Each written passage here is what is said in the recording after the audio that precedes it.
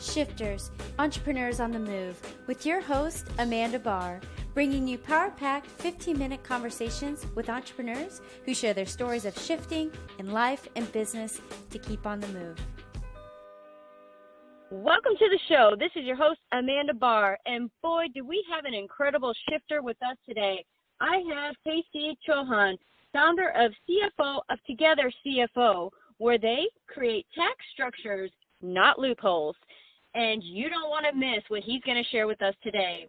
Welcome to the show, Casey. Thank you so much for having me. Absolutely. And I can't wait to dive in. Can you take us down memory lane and tell us a little bit about yourself and how you got to where you are today? Yeah, so born and raised in England, as you can probably tell from the accent, moved out to Los Angeles back in 2012, so been here for a few years now. I moved out here initially with a big Fortune 500 company where I was running the nuclear North America division. And then very quickly after that, fell out of love with corporate America and started my own business. I saw that there was a real need out there for entrepreneurs to get more higher level finance help and support, but a lot of them just couldn't afford a full-time CFO, and that's kind of where we came into things. And then through helping a lot of our clients 10x and 3x their businesses, we ended up creating a lot of tax problems for them in a good way, where they were making so much money that their tax problems were really causing them an issue. So then we created these fantastic trust structures that help people that are making over a certain amount, so that loopholes are fantastic and they will serve the majority of people. But for people that are over a certain income level and tax level, then they need something a little bit more sophisticated, and that's where the tax structures come into it. So by creating problems for our clients, by helping them grow too much and too quickly, we then pivoted and also then helped them with the tax advice, tax strategy, and tax planning as well. So the types of companies that we work with are all private-owned companies by individuals or families, ranging from the 2 million on the low side all the way up to like 100 million on the bigger side. The name Together CFO came from, we wanted to make it more personal rather than just a boring finance relationship. We're very much all about creating solid and deep, long-lasting relationships rather than just transactional. So that's where the name Together CFO came from, because we're all in this together. So Casey, I got to ask you, there's listeners out there that have heard about wealthy business owners, presidents, and the like that pay little to nothing in taxes. And some may think that's just talk. And as you and I know, there are structures out there that can make this happen. You're doing this every single day for people. So can you tell them what and how these guys are doing it? Yeah, absolutely. So to answer the question, yes, there's many people that are doing this and getting down into single digits and very low single digit numbers. We could start with President Trump. Recently in the New York Times, they had a big expose on him and how he handles his tax situation fully legally. And then there's others like Mitt Romney, who hasn't paid any taxes. It was clearly stated in Senate that he hadn't paid taxes over the last 10 years, other than the 2 years that he was actually running for president, where he only paid 13%.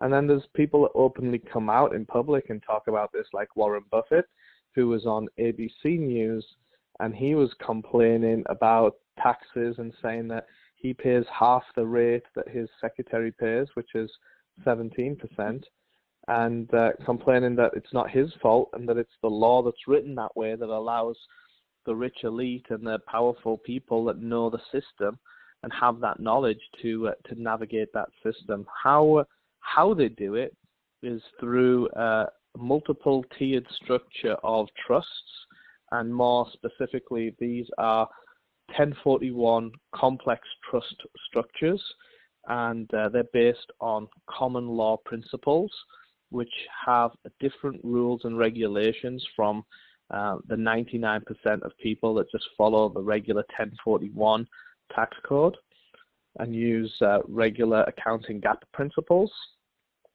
which is completely different to what the likes of these billionaires and politicians are using to get down to a 5% or even lower tax rate based on how aggressive they want to go.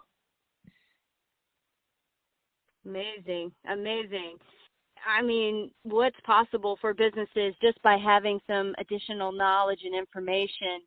And I mean, I would love to know, if somebody's listening today, if you can share kind of like where they're at in their business, like when should they be really looking at some of these options since they're out there, but obviously there's qualifications to be able to do some of these things. So what could they be looking for? What threshold can they get to say, okay, now I can come talk to Casey and his team and really see what I can do for myself?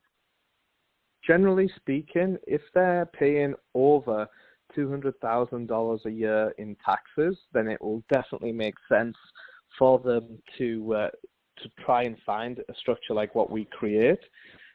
If they're lower than that or close to that, then usually there's a lot of loopholes that you can use and utilize to get your tax rate lower. But generally speaking, they do change a lot from time to time, so it's really important to have a good advisor who is up to date with all of the latest loopholes. But if you're paying over $200,000 a year in taxes to Uncle Sam, then it's definitely a big enough problem that you need some more expertise.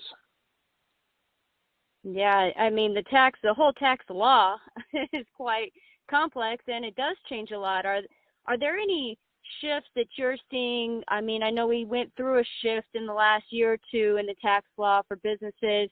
Are you seeing any shifts, or is there any way for businesses to kind of keep alert of what might be coming up for themselves and what they can do or cannot do? Yeah, I think, with President Biden coming into power, he's got a lot of his own ideas on taxation, and it looks like at that higher level that a lot of people are going to be impacted and paying more taxes based on what he's at least preliminary released. That hasn't obviously got into effect yet, but keeping up to date with the latest news and the tax law, which is pretty boring for most people that are not passionate about it, that's going to be the best way, and kind of making sure, more importantly, that you have a really good advisor that's very forward thinking and not too conservative, because most CPAs, they aren't actually working for the business owner, although people think that they are.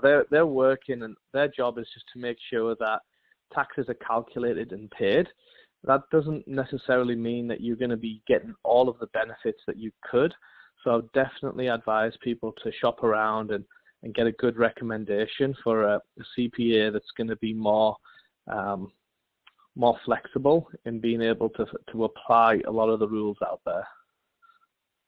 Awesome. Yeah, good advice. And I'm interested to know, since you started Together CFO and you shifted from what you were doing and helping people make money, and now you're helping them really save it. And, are you seeing any shifts for yourself as you are, expanding your business and growing? Anything on the horizon? Yeah, so we still do a lot of the CFO services. It's just that the tax side of the business is new and it's booming really quickly. What we see, obviously, with COVID happening is a lot of businesses are struggling. But again, that's one side of the spectrum. A lot of our digital marketing clients and kind of online clients, they're all going through the roof with their business. So they're expanding, and a big shift, obviously, into remote working and people not renewing offices and not leasing space, and kind of saving a lot of overhead that way and keeping their teams fully remote is a bigger shift we've seen.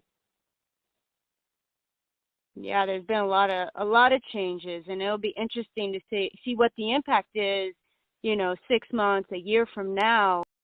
So what gets you excited about what you do, or some things you're working on? it's the next level of what we do is once we save people tens of thousands, if not hundreds of thousands of dollars a year on taxes, is then helping them to use that money to then better their business, their community, and charities that they're involved in. So it's not just that, hey, you're going to save a load of money and away you go. We actually help them take that next step and put it to better use in a more constructive way. So whether that's helping their employees out, or whether it's building that house that they want, or a second vacation home, or new cars, or whatever that looks like for them, or more importantly, charity work and giving back to their local community or causes that are close to their hearts, showing them that there's more good that can be done with this tax saving rather than just splurging. I love that. It makes me got a big smile on my face just thinking about that and how fun that is to be able to bring that about, have those conversations with these business owners and do some really great work in this world. You know, I always love to ask this question. What do you wish people knew about what you do? Because I know you say tax strategies and loopholes, but really, what do you wish they knew? I wish they were educated on taxation at a earliest level. Nobody's really taught taxes or the different systems out there and what they can choose to be taxed on, and it's just all left down to guesswork and professionals like CPAs that are taught specifically at a state level, not a federal level. So I think giving people that knowledge of being able to, one, understand taxation better and business and just general finance overall, that's one thing I really wish. Yeah, that's great. I mean, I wish that too. I think that would help a lot of people out and to know those rules and know at least the basics, so then you can know who to turn to when you need to turn to them. And as we wrap up, and thank you for sharing that, as we wrap up, I always like to ask this one as well, which is our Shift Your Wisdom.